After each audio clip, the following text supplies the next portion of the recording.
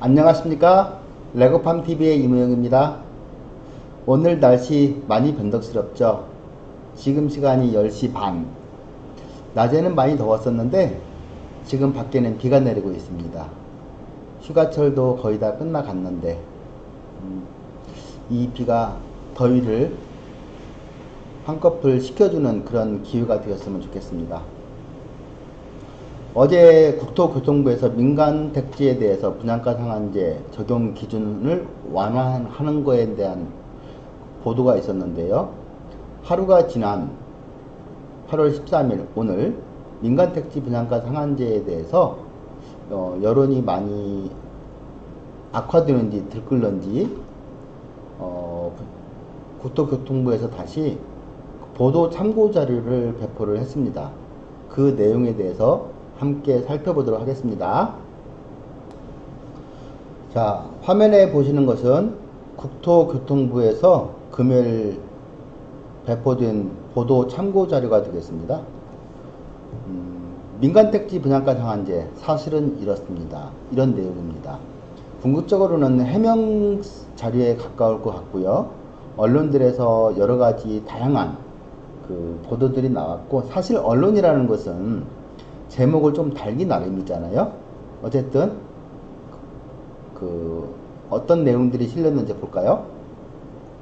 자, 첫 번째, 8월 12일 기준으로 투기과열지구로 지정된 전국 31개 지역 전부에 대해서 분양가 상한제가 적용된다.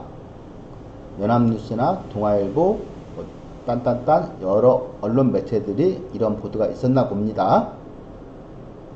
거기에 대한 해명성 기사로 이번에 발표된 내용은 시행령 개정 등을 통해 제도적 장치를 보완하기 위한 것으로 투기과열지구로 지정된 모든 지역에 분양가 상한제 적용을 의미하는 것이 아니며,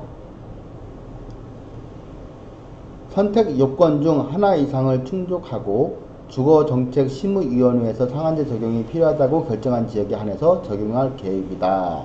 이렇게 답변이 나왔네요. 좀 살펴보면 좀 이상하죠. 똑같은 언어를 사용하는데 뭔가 이상해요. 볼까요? 투기과열지구로 지정된 모든 지역에 분양가 상한제 적용하는 것은 아니며, 뭐 그럴 수 있습니다만, 기본적으로 분양가 상한제 지정 요건을 밑에서 보면 필수 요건으로서 이 요건이 필수 요건입니다. 투기과열지구로 지정된 지역입니다. 그리고 나서 추가적으로 B, C, D 분양 가격이나 청약 경쟁률 거래 요 부분을 첨가시키는 거죠. 그러면 중요한 포인트는 투기과열지구에서 분양가 상한제를 지정하겠다는 거예요. 향후에 요건을 충족한다면. 그러니까 아직 지정된 건 아니니까 그건 열어놓았지만 투기과열지구로 지정된 모든 지역에 분양가 상한제를 적용하는 의미가 아니며, 이 말 자체가 앞뒤가 안 맞아 보입니다.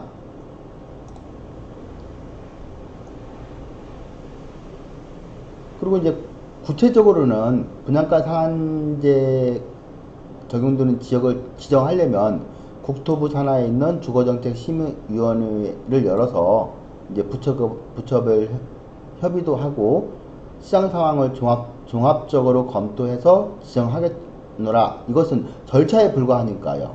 지금 기준에서 보면 해명 자료하고 좀 안 맞는 부분이 있어 보입니다. 개인적인 의견입니다. 자, 두 번째, 분양가 상한제로 인해서 공급 위축이 우려된다. 이런 우려는 할 수 있는 거 아닙니까? 그랬더니 해명이 뭐 몇 가지가 나왔는데, 2007년도에 분양가 상한제가 시행될 당시에는 전국을 대상으로 했고, 지금은 현행 제도에서는 시장 과열이 우려되는 일부 지역에 한정적으로 시행하겠다. 그러니까 한정적으로 투기과열지구에 대해서 시행하겠다라고 이해가 되겠죠.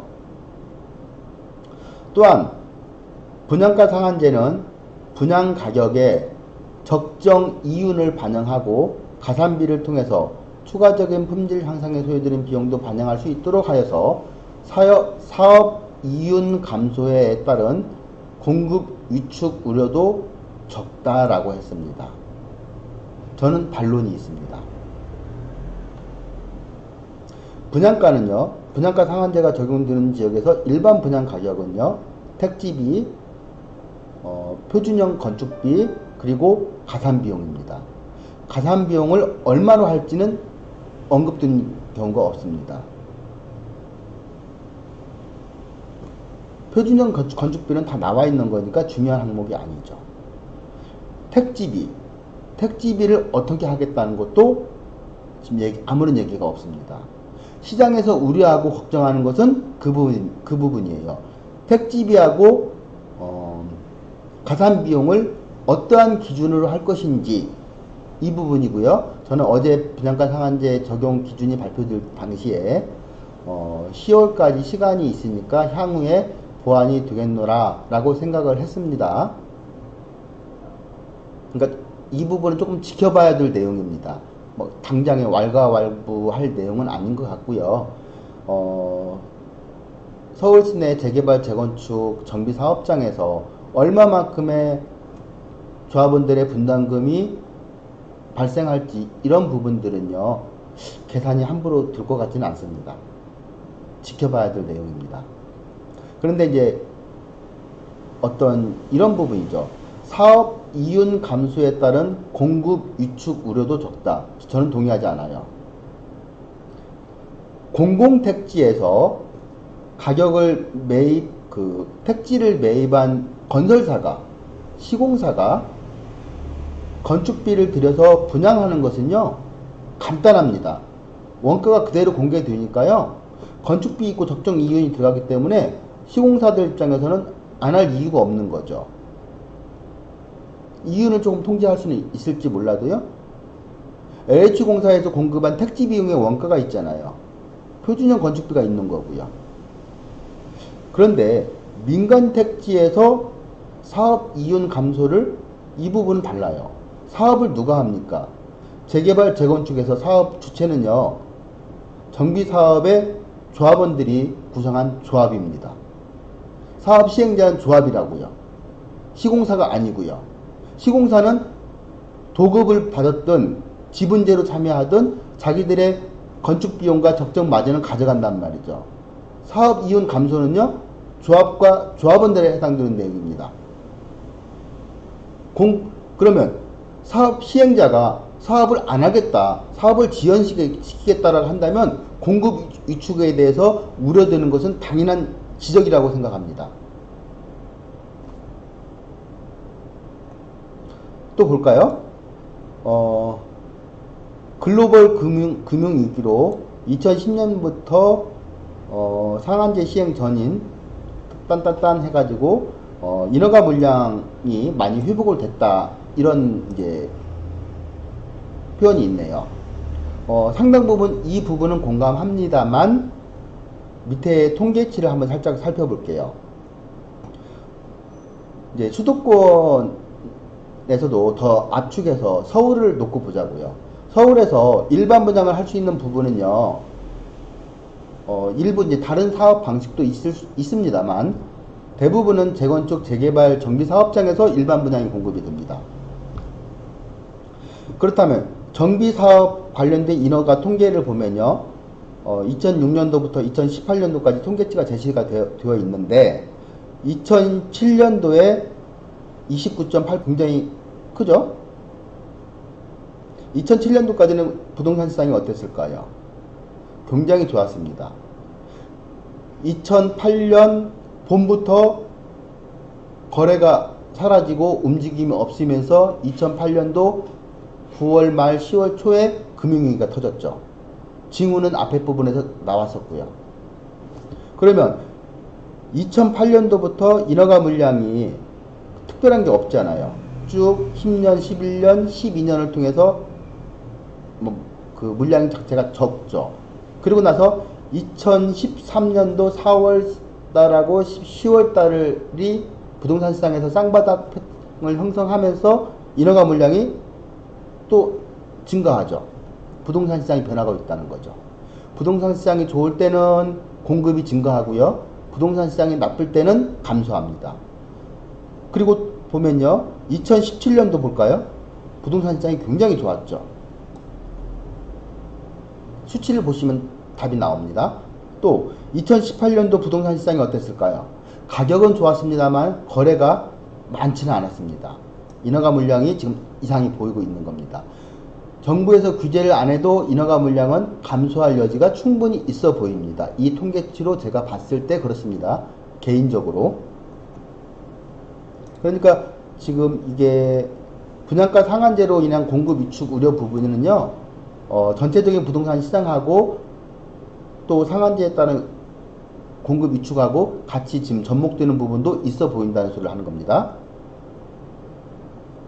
또 이렇죠.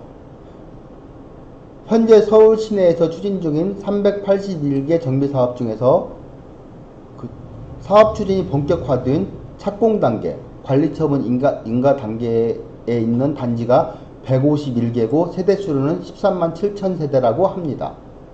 이 통계를 놓고 본다면요, 이건 맞을 거라고 보고요. 관리처분 인가를 득하고 2주 철거 착공 상태에 있는 정비사업장은요, 시간이 그들 편이 아닙니다. 분양가 상한제가 시행이 된다면 방법이 없어 보이네요. 택지비 부분을 일단은 제외시켜 놓고 본다면.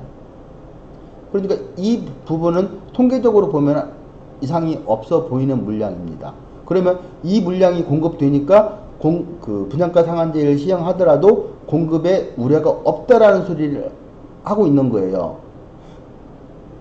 언론에서 제기하는 공급 위축 우려 부분은요, 3년, 4년 후를 얘기하는 겁니다. 조금 다르죠, 답변이. 또 이런 부분이죠. 수도권 30만호 공급 계획에 따라서 서울 시내에 4만호가 공급되고 기조정된 택지 활용에 따라서 딴딴딴 이런 부분이 있습니다. 그 부분이 이제 구체적으로 상업지역 준주거 지역에서 용적률을 상향시켜주고 거기서 뭐 상향된 부분의 50%를 임대주택으로 하고 역세권에서 이제 그 공공임대주택을 짓도록 서울시에서 혜택을 주는 부분인데, 승강장 경계에서 본다면 기존의 250m 범위를 350m로 이제 완화시켜 주는 거죠. 더 사업을 하라고. 그리고 대중교통 중심에 있는 어떤 지하철역에서 이제는 모든 역으로 확대하는 부분도 있고요. 조금은 뜬금없어 보입니다. 이 답변도요. 분양가 상한제는 정비사업에서 지금 얘기하는 부분이고요. 기존에 수도권 30만 호에 따라서 서울 시내에서 상업지역 준주거지역 역세권에서 공급하겠다는 이 내용은요, 분양가 상한제 이전에 벌써 나왔던 정책입니다. 5월 7일날 발표되었었나요? 3기 신도시가? 그 당시에 나왔던 자료예요. 그리고 이것들이 향후에 얼마만큼 공급이 될까요? 목표치는 있습니다만 공급하는데 시간이 얼마나 걸릴까요? 오래 걸릴 겁니다. 빨라야 4, 5년입니다. 그래서 이 부분에서는 이제 그 승강장으로부터 경계를 250에서 350m까지 이제 100m를 더 늘려지니까 그 사업장의 면적이 늘어난다는 부분이고요. 또 사업을 진행할 수 있도록 모든 역에 대해서 그 부분 살짝 완화시켜 준 것은 맞습니다만, 공급 위축에 대한 우려가 없다면 이런 표현이 나올 이유도 없는 거죠, 사실은. 그러니까 이제 해명성의 자료이긴 한데 사실은 조금 아쉬워서 제가 이런 부분 사족을 답니다, 개인적으로. 이제 궁극적으로는 그렇죠. 부담 가능한 수준으로 분양 가격이 책정된 주택이 안정적으로 공급되어서 실수요자의 내 집 마련 부담을 완화시켜 주겠다. 정책 목적이죠. 근데 부담 가능한 수준이라는 것은요, 소비자들의 주관적인 부분일 수 있어 보입니다. 저도 개인적으로 주택 가격이 좀 내렸으면 좋겠습니다. 그러면 이사나 이런 것도 편할 수 있지만 시장하고 좀 배치되는 부분이 있어서 시장의 메아리 부분을 제가 반론을 거꾸로 한번 좀 일정 부분 제 개인적인 사족을 달아서 제기하는 정도로 일단 봐주시고요. 또 보겠습니다. 기존 주택으로 수요가 집중되어서 집값 상승이 우려된다. 뭐 이런 기사가 있었나 봅니다. 저는 개인적으로 저런 생각은 안 합니다. 분양가 상한제가 만약에 적용이 돼서 시행이 된다라고 한다면 기존 주택이 부합은 유지할 수 있어도요, 상승이라고 저는 개인적으로 생각하지는 않습니다. 전세 부분도 마찬가지입니다. 부합 정도로 보아주고요. 어떻게 보면 약부합일 수도 있는 상황입니다. 이것은 전체적인 경제 상황이나 이런 부분이고요. 상당 부분이 또 가수가 들어와 있는 부분도 있어서 그런 생각을 해봅니다. 그래서 뭐 이 부분은 읽을 필요 없이 이런 기사 내용에 대해서 저는 개인적으로 동의하지는 않습니다. 정부는 계속해서 기존 주택의 상승 움직임 등 딴딴딴 해서 시장 상황을 면밀히 모니터링하고 이상이 발생하면 즉각 조치하겠다는 거니까요. 예, 열심히 하시는 부분으로 보여지고요. 이제 네 번째는 청약 대기 수요가 증가해서 전세 가격이 상승할 거다. 뭐 이런 기사가 있었나 보네요. 저는 개인적으로 동의하지 않습니다. 전세도 마찬가지로 부합. 아무리 긍정적으로 보아줘도 강부합. 그러니까 뭐 크게 상승할 일은 없어 보인다고 저는 개인적으로 생각을 합니다. 밑에 부분 읽을 필요 없을 것 같습니다. 자, 이제 논란이 되는 것은 이 다섯 번째예요. 제가 빨간 글씨로 바꾸어 놓았는데, 관리처분 인가를 받은 재건축 단지까지 개정 요건을 적용하는 것은 과도한 조치다. 여기에 왜 재건축만 있고 재개발은 빠져 있을까요? 이 부분이 소급 입법에 소급한다 이런 지금 반론이 있는 거잖아요. 근데 국토부에서는 법리 검토 결과 관리처분 인가를 받은 경우에도 분양 승인을 받기 전이라면 분양에 대한 사실관계가 확정된 것이 아니며, 법률사고는 예 동의합니다. 관리처분 인가에 포함된 예상 분양 가격 그리고 사업 가치는 법률상 보호되는 확정된 재산권이 아닌 기대 이익에 불과하다. 따라서 국민의 주거 안정이라는 공익이 조합원의 기대 이익보다 크다고 볼 수 있다라고 이제 어떤 반론이 나온 거죠. 국민의 주거 안정이 조합원의 기대 이익보다 크다는 부분은 이거죠. 어제 발표 내용에도 사실은 있었던 내용입니다. 그러면 이제 첫 번째 법리 검토 이 부분은 사실은 제가 언급할 부분은 아니죠. 법률 전문가가 아니니까. 그런데 이렇게도 생각해 볼 수가 있을 것 같습니다. 관리처분이 무엇일까요? 관리처분이 입주권을 확정시켜 주는 거잖아요. 보통 그렇게 알고 계시죠? 아닙니다. 입주권을 확정시켜 주는 것은 서브적인 거고요.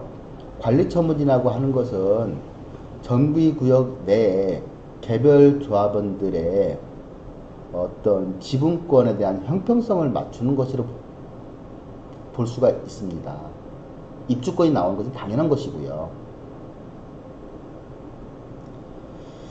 그러면 이 재개발, 재건축이라는 것이, 재건축은 이제 사익이고 재개발은 공공성을 들어가 있는 거지만, 어쨌든 시장에서 도시 및 주거환경정비법에 따른 절차법에 따라서 사업이 가는데요.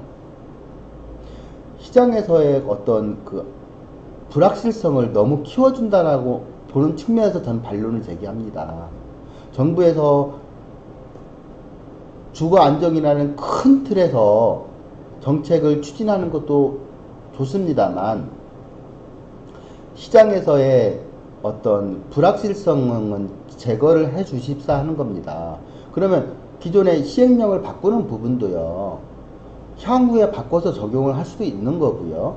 그 부분마저도 이제 사업이 초기 상태, 중간 단계에 있는 거하고 막바지에 이른 데하고 또 형평성 논란도 있을 수 있습니다만, 소급 적용 부분은 좀 검토를 해주셨으면 어떨까 싶은 생각이 아쉬운 점이 많이 들어요. 그리고 거꾸로 이런 생각도 한번 해봅니다. 재산권에 대해서 조합원들이 조합을 결성해서 사업을 하는 데 있어서 이렇게 위험에 노출된다면 그 부분은 주택법 시행령이 아니라 차라리 주택법에서 그 분양가 상한제 부분을 틀을 마련해 주신다면, 그러면 국회에서 여야 간에 이제 난상 토론이 있을 거고 어느 정도 보완 장치나 견제 장치가 있으면서 법률이 통과될 거 아닙니까? 시행령이라고 한다면 일방적인 현 정부나 집권 여당의 정책 방향이 들어가는 것으로 보여지고, 그래서 좀 아쉬운 부분은 이게 시행령이 아니라 법률에 분양가 상한제 부분이 들어가 있다면 얼마나 좋을까 하는 생각도 개인적으로 살짝 해봅니다. 이쁘게 봐주시고요. 그리고 국민의 주거 안정이라고 하는 부분도 생각을 해본다면 이제 일정 부분 저는 공감합니다. 분양가 상한제로 인해서 재개발 재건축에서 공급들은 일반 분양 가격만 누른다는 의미가 아니라 전체적인 시장 가격이 내려가기를 원하는 마음에서 국민의 주거 안정이라는 표현을 사용하셨을 거라고 저는 봅니다만, 이 부분도 어떤 통계가 있었으면 참 좋겠다는 생각이 들어요. 제가 뭐 그 통계까지 뽑아본 적은 없습니다만, 재개발 지역 같은 경우가, 특히 저는 재개발 지역에서 이제 일부에 대해서는 경험을 하고 있으니까 본다면, 재개발 지역에서 9억 빌라, 헌 단독주택 하나만을 가지고 계신 조합원들도 상당수가 있습니다. 그분들이 이제 원조합원이고, 능력이 안 되시는 분들은, 이제 경제적인 자력이 좀 떨어지시는 분들은 프리미엄을 받고 매도하고 나가셨지만, 어떻게든지 소형평형으로라도 입주하고자 하는 분들도 많이 있고요. 그렇기 때문에 그런 부분, 원주민들의 재정착률을 높이기 위해서 감정평가를 재개발에서는 상당 부분 밑으로 하잖아요. 그러면 택지비가 낮아져 있는 거잖아요. 택지비가 낮아짐으로 인해서 조합원들에게 공급되는 조합원 분양 가격도 저렴했던 거죠. 궁극적인 목적은 택지비를 올리고 조합원 분양 가격 올려도 변하는 거 하나도 없습니다. 하지만 원조합원들이 입주할 수 있게끔 하는 그 기회를 만들기 위해서 이러한 내용들이 있잖아요. 제가 봤을 때 재개발 지역에서 일반 분양 개수하고요, 원조합원들이 입주하고자 하는 물량을 봤을 때 저는 비슷하거나 일반 분야에 비슷하다고 봅니다. 이제 많은 투자자들 위주로 손바뀜이 일어났지만, 그 숫자는 대략 제가 통계까지는 뽑아보지 않았습니다만, 증산 2구역 같은 경우에 일반 분양이 약 450개, 그러면 현재 지금 남아있는 조합원들이 고려한다면 한 350명 정도는 입주를 간절히 희망하시는 분이에요. 그러면 통계가 엉뚱하지는 않단 말이죠. 또 증산 5구역 같은 경우에 조합원이 871명, 뭐 공유자 포함하면 950명 될 거라고 보여지고요. 그분들도 입주하고 하시는 비율이 많고 일반 분양이 약 500개라면 비율이 비슷해 보입니다. 그러면 숫자 노름은 굳이 제가 이렇게 표현하고 싶지는 않습니다만, 무주택 서민들에게 돌아간다고 하는 일반 분양 개수하고요, 재개발지에서 입주하고자 하는 원주민의 숫자는 비슷해 보입니다. 이제 여기서는 더 큰 틀에서 전체적인 아파트 가격이 하향 안정화되기를 바라는 마음에서 국민의 주거 안정이라는 표현을 사용하셨을 거라고 봅니다만, 이런 부분도 있어 보입니다. 그래서 반발이 굉장히 심하게 나올 수 있는 부분이고요. 소급 입법 얘기도 나오는 거고요.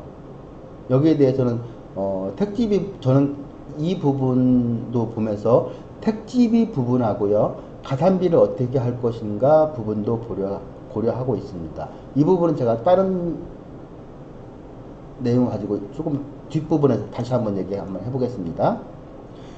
분양가 상한제 시행 시에 정비사업이 중단될 우려가 있다. 저는 뭐 이건 동의하지는 않고요. 중단될 일은 없죠. 이건 뭐 언론에서 좀 제목은 자극적으로 다뤄야 누군가 봐주니까 그러한 취지라고 생각이 듭니다. 중단은 아니고요. 지연될 부분은 충분히 있어 보입니다. 다만 이제 착공 단계나 관리처분 인가 단계, 이주 철거 단계 이런 데들은 방법이 없어서 우왕좌왕하고 많이 속도 끓이시고 답답하고 이러면서 그냥 하늘만 멍하니 바라보는 이런 부분이 아닐까라고 생각은 해보고 있습니다. 그러니까 이 지금 사업이 관리처분 인가 이후의 단계에 있는 사업장 개수가 몇 개고 이 물량들은 다 공급이 될 것이니까 걱정하지 않는다라는 논리는 좀 생각을 달리 하셔야 되지 않을까. 향후 3, 4년 후에 인허가 물량이 문제가 될 거라고 저는 보여질 수도 있고요. 길게 보면 뭐 5, 6년도 될 수가 있겠습니다만 계속해서 궁극적으로는 이 시장에서 어쨌든 사업을 시행하는 조합에서도 어쨌든 정비 사업을 하는 건데 불확실성에 노출되다 보면 사업 계획을 세우지 못하는 부분이 있어 보입니다. 그럼 뭐 분양가 낮춰가지고 수입을 좀 줄여라 이렇게 얘기하신다면 이제 택지비 가지고 다시 또 어떤 얘기가 나올 수가 있고요. 조합 내부에서 지출을 또 줄여야 될 부분이 있잖아요. 그런다면 거꾸로 이런 얘기도 해볼 수 있을 것 같아요. 제가 만약에 조합원이라면, 재건축 조합원이라면, 재개발 조합원이라면 이렇게 얘기할 수 있을 것 같습니다. 분양가 상한제 좋습니다. 다만 재개발 현장이나 제가 재건축은 많이 모르니까 재개발로 한정해서 본다면 재개발의 적폐를 정산해 주세요 소리가 나올 것 같습니다. 상당 부분 사업을 빨리 가야 되는데 지연되는 요인이 분쟁인데 그 분쟁이 많은 어떤 이상한 비용들이 있단 말이죠. 부풀려지는 비용들이 있을 수 있고요. 이런 부분들을 갖다가 그러면 관에서 인허가권자가 좀 더 적극적으로 개입을 해달라. 지출에 대해서 합리적으로 검증을 해달라. 충분히 어떤 민원도 많이 향후에 발생할 것 같습니다. 다음에 이제 이런 내용도 한번 보고 싶습니다. 분양가 상한제로 인해 주택의 품질이 저하될 우려가 있다? 뭐 살짝 있어 보입니다만 그것보다는 옵션으로 다 충당이 되지 않을까 싶습니다. 이 부분 건너갈게요. 전매 제한 및 거주 의무 기간 확대로 매물 잠김 유발. 이건 저는 동의합니다. 일반 분양을 받은 이제 뭐 여기 다양한 얘기들이 이 안에 있습니다. 전매 제한 기간이 입주 후 7년이니까 10년짜리가 공사기간 고려한다면 이제 7년이라는 표현을 하시고 싶은 것인데 일반 분양을 받은 사람은요 시세에 팔고 싶은 거죠. 10년 후에 매도가 나오겠죠. 그러면 10년 기간 동안에는 매물이 안 나온다는 소리입니다. 전매 제한 때문에 안 나오기도 하지만 굳이 매도해야 될 이유가 없죠. 그러면 결국은 조합원들 물건 가지고 거래가 이루어지면서 시장 가격이 형성될 것인데 일시적으로는 가격이 하락할 여지도 있어 보입니다만 결국은 원가 보존의 법칙이라고요. 그 조합원 개인으로 본다면 분담금까지 다 납부했다면 그 조합원이 원가가 있을 겁니다. 원가 이하로 매도하고 싶을까요? 그런 의미에서 매물 잠김을 얘기하는 거고요. 거래는 극도로 적어지겠죠. 호가는 굉장히 높아져 있겠죠. 시장 상황은 그렇게 흘러갈 것 같습니다. 그러면 거래량이 적으면 대표성이 없을 수는 있겠습니다만 간혹가다 하나씩 거래되면서 그게 시장 가격을 유지하면서 갈 수 있는 여지도 한번 생각해 볼 부분이 아닌가 이렇게도 보여집니다. 자, 다음은 소위 로또 분양으로 최초 분양자의 과도한 시세 차익 우려된다. 이것은 뭐 정부에서 충분하게 고려하고 있으니까 넘어가겠습니다. 분양가 상한제로 인해서 현금 부담만 유리하다. 이것도 저는 관심 없으니까 넘어가겠습니다. 이렇게 해서 10가지에 대해서 국토교통부에서 언론에 보도되는 내용에 대해서 적극 대응하는 측면에서 그런지는 모르겠습니다만 민간택지 분양가 상한제 사실은 이렇습니다라는 내용이 나와 있는데 뭐 내부적으로 소소한 부분 동의하는 부분도 있고 동의하지 못하는 부분도 있고 하여튼 시장의 메아리는 그런 것 같습니다. 제가 얘기하는 것도 일개인이 얘기하는 시장의 자그마한 하나의 메아리 정도라고 보시면 될 것 같습니다.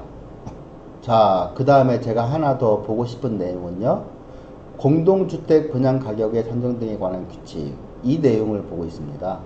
왜 이걸 보냐면 분양가 상한제 하에서 내용은 궁극적으로 분양가 상한제에서 적용되는 주택에 대해서 이제 규정하고 있는 내용이란 말이죠. 그러면 여기서 이제 제가 관심 있게 보는 내용은 10조 뒤에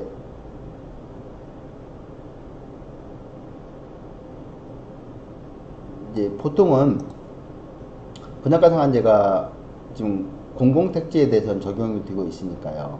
공공택지에 대해서 규정하고 있고 공공택지 외의 택지에 대해서 있어요. 그래서 이제 민간택지에 대해서 매입 가격에 가산하는 비용들에 대해서 항목들이 쭉 나오죠. 이런 부분도 나오고요. 10조 한번 볼게요. 공공택지 외의 택지에서 감정평가 절차가 나오네요. 이제 그 전에 일단 보고 가죠. 그러면 지금 입주자 모집 공고일이 나올 거 아니에요. 그러면 입주자 모집 승인 신청일 이전에 시장구수 구청장에게 택지 가격의 감정평가를 신청하여야 한다라고 되어 있네요. 그쵸? 그러면 민간 택지가 이제 철거가 완료되면 그게 민간 택지가 되는 건데, 그러면 나중에 이제 입주자 모집 승인 신청일 이전에 입주자 모집 신청을 하겠죠. 그 과정에서 택지 가격의 감정평가를 신청하게 되면 이제 절차에 따라서 평가를 하겠죠. 그러면 이제 11조에 가서 보면요, 이런 내용이 또 있습니다. 신청일, 감정평가 신청일 말이죠. 신청일 당시 해당 토지에 공시된 공시지가가 중 신청일에 가장 가까운 시점에 공시된 공시지가를 기준으로 평가해야 한다. 현재로서는 그렇습니다. 그러면 올 10월 초에 분양가 상한제를 시행하고 적용 지역을 만약에 발표한다라고 한다면 이 시행 규칙을 이 시행 규칙을 변경하든지 변경하지 않는다면 이 기준으로 가겠죠. 그러면 감정평가 신청일 당시에 가장 가까운 날짜 기준으로 공시지가 기준으로 본다는 표현이 있어서 그렇습니다. 제가 이해를 잘못하는지 몰라도 여기까지 한번 보고 지도에서 한번 보겠습니다.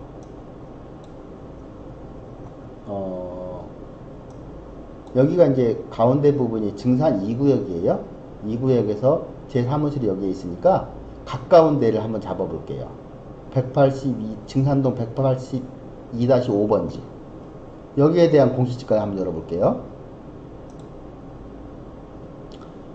증산동 182-5번지입니다.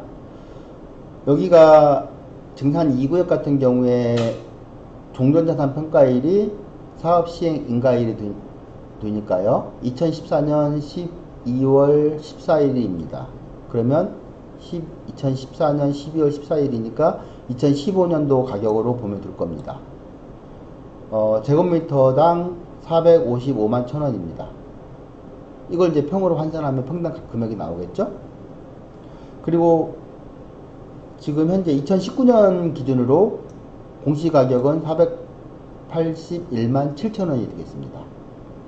이 상승폭이 5, 6%밖에 안 됩니다. 그러면 이 금액으로 451만 1000원 기준으로 조합원이라면 종전자산 평가를 했을 거고요. 우연찮게 저 번지수는 현금 생산자입니다. 그러면 현금 생산자가 조합원 평가하고 기본 30% 차이, 저 번지 같은 경우에는 기본 30%는 벌어졌습니다. 그런데 실질적으로 공시가격은 한 약 5, 6% 벌어져 있습니다. 물론 이제 그 구역 내 번지마다 더 다양한 사례들이 있습니다만, 하나의 이제 샘플을 제가 뽑아서 비교를 해보는 겁니다. 그러면 만약에 내년 기준으로 넘어가서 입주자 모집 신청을 하기 위해서 감정평가를 신청한다면 이 금액에서 올라간다면 2% 올라가는 겁니다. 그러면 종전자산으로 평가했을 때는 때하고 본다면 한 8%가 상승이 되는 거고요. 근데 벌써 저 번지수 같은 경우에는 30%를 업시켜서 청산을 했기 때문에 내년으로 감정평가해도 한 20%가 지금 재개발 조합에서는 마이너스로 벌어지죠. 그러면 그 부분을 어떻게 할 것인지, 현금 청산 금액으로 해도 많이 억울하겠지만 이런 굉장히 복잡한 사례들이 벌어지겠죠.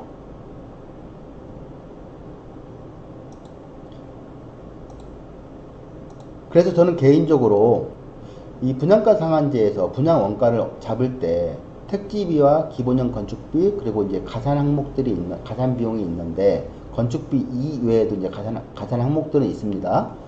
가장 중요한 것은 택지비를 얼마만큼 현실화 시켜줄 수 있느냐예요.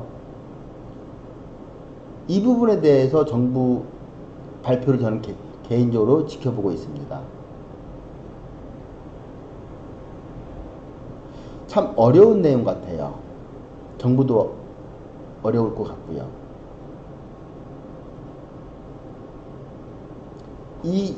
기본적으로 이 택지비를 논하는 순간에 재개발에 대한 원리가 180도 뒤집어질 것 같습니다. 기존에 해왔던 방식들에 있어서. 물론 절차가 있으니까 그 절차대로 가겠습니다만 상황이 많이 변할 것 같습니다. 예를 들어서 증산 2구역 같은 경우가 이제 종전자 조합원들하고 청산자들하고 평가한 비용이 약 1,420만원입니다. 평당. 이 정도 금액이거든요. 그러면 34평형 기준으로 본다면 대지권이 한 11평 잡을까? 12평 잡죠. 여기가 용적률이 좀 적은 쪽에 있으니까. 그러면 대지권이 12평이라면 원가 노멀하게 한번 뽑아보는 겁니다.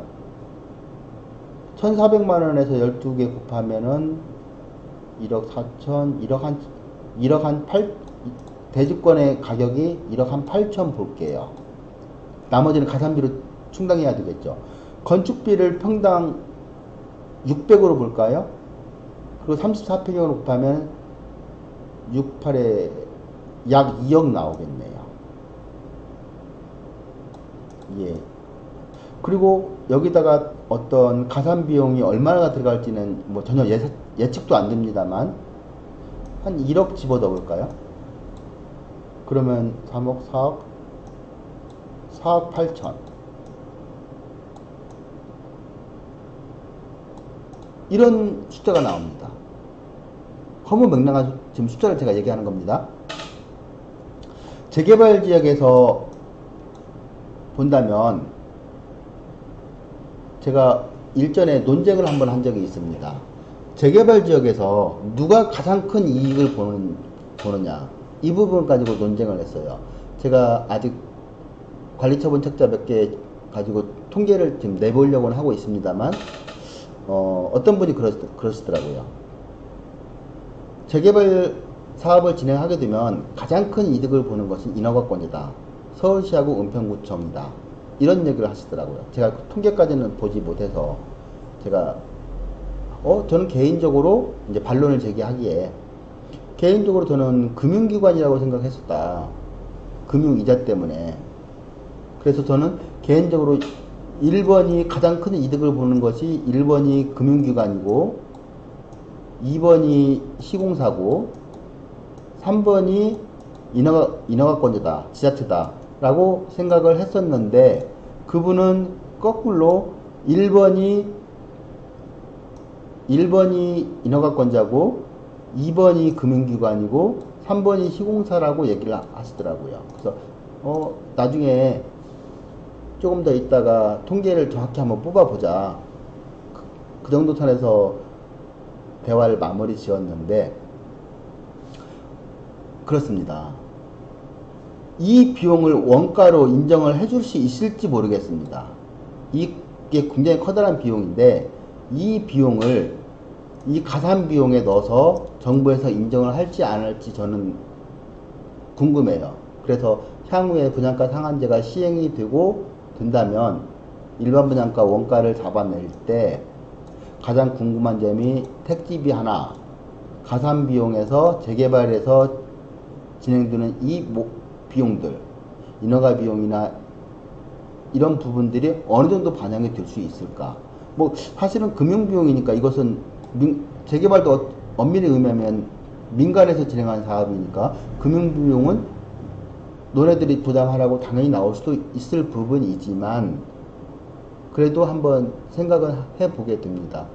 이러한 부분이 있어서 시장에서 혼란이 크게 올 것 같고요. 그 대안으로서 이제 저는 개인적으로 택지비에 대해서 많은 관심을 가지고 있는데 어떻게 될지는 모르겠습니다. 그래서 국토교통부나 이런 데서도 전문가들도 많이 있고 통계치도 다 확보하고 계실 거란 말이죠.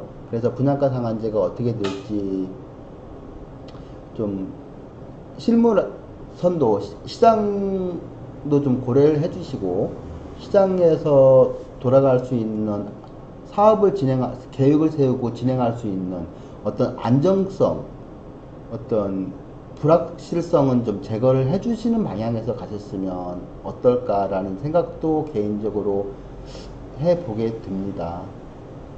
여기까지는 제가 개인적으로 아무 의미 없는 소리를 주저리 한번 얘기해 보았고요.